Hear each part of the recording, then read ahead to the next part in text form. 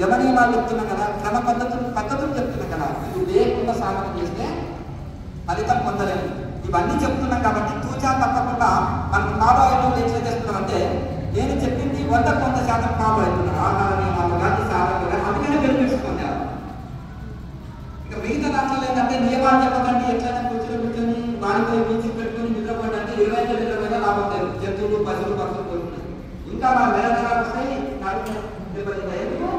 వాడు ఇక్కడ ఒకటి ఏంటంటే, ఇప్పుడు మీరు అనుకున్నారు అన్ని కుర్చీలు వేసి ధ్యానం చేయించిన అనుకోండి, మీరు సత్యగా కింద కూర్చోరు, మీకు 25 కింద కూర్చోవడం కొంచెం కష్టంగా ఉన్నా, మొదటి రోజు కొంచెం కష్టం ఉంది, ఒక నెల వరకు ఇబ్బంది ఉంటుంది, తర్వాత చాలా సుఖంగా ఉందండి. ఇలా కూర్చుంటే అన్ని రోగాలు పోయి అహాయంతమైన ఉందా ఇలా కూర్చొని చేస్తుంది. అవునా కదా? అట్లా ఎందుకంటే ఇప్పుడు సోఫాలు వచ్చినాయి. అప్పుడు సోఫా వేసి కింద కూర్చోవడం, ఇప్పుడు సోఫాలు వచ్చినాయి. అది విదేశీ కల్చర్. ఇండియన్ కల్చర్ ఆసనంలో కూర్చొని పీట పెట్టుకొని భోజనం చేసేవాళ్ళు, కిందనే పడుకోవడం, అన్ని రకాలు కింద పడుకోండి.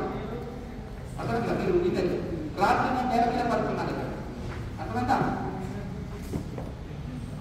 ఎందుకు పడుకున్నాను? నేను పడుకోకపోతే మీరు పడుకోరు. అర్థమైంది కదా? ఇప్పుడు ఏదో ఒక ఆసనం పెద్దగా ఏం లేదు, నాకు వస్త్రమే. అర్థమైంది? వస్త్రం మీద కూర్చున్నారు, ఏం లేదు, దీంట్లో ఏం లేదు. కనుక మనం పురుషులకు అభ్యాసం చేస్తేనే మిగతా వాళ్ళు కూర్చుంటాం. కనుక జీవన విధానాన్ని మార్చుకోండి. మీరు చెప్పింది ఫాలో కాండి, మీ జీవితం ధన్యమైతుంది.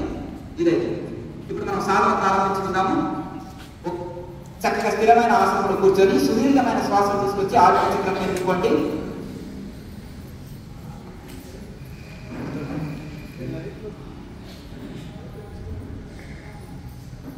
సుదీర్ఘంగా ఓంకారాన్ని ఉచ్చరించండి.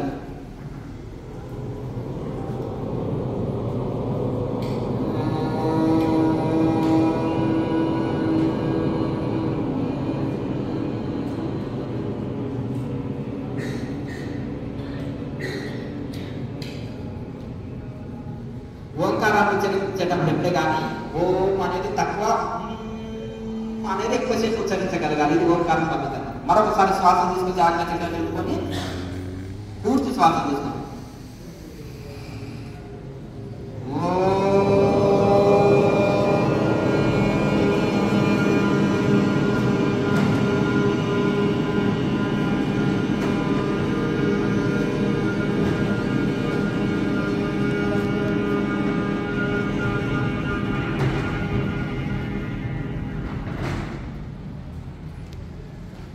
మనసులో క్రియాయోగం ఎటువంటి కర్మకాండాలు లేవు. మనసులోనే విశ్వవ్యాపకమైన భగవంతుడికి మనసులో ప్రణమిది, విశ్వ గురు పరంపరకి మనసులో ప్రణమిది, క్రియాయోగ గురు పరంపరకి మనసులో ప్రణమిది. మీ బిడ్డలకు మీ మార్గంలో వస్తున్నాము, మాకు ఎటువంటి యోగ విఘ్నాలు లేకుండా చూడండి.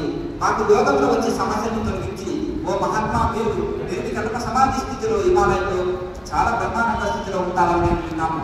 మీరు పొందిన ఆ స్థితిని, మీరు పొందిన ఆ పిహెచ్డిని మేము కూడా పూర్తి చేసేటట్టు చూడండి.